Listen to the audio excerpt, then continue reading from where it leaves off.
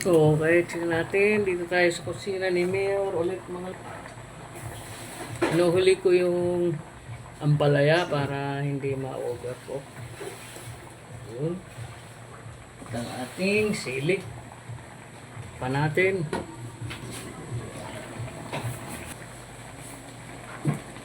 Ilagay ako ng patis. Medyo matabang. Yun. Sakto na. Unang konting mantika. Masarap yan. Alright, sakto na. Oh.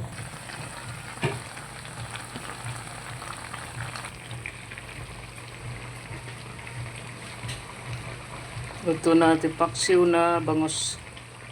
Thank you for watching.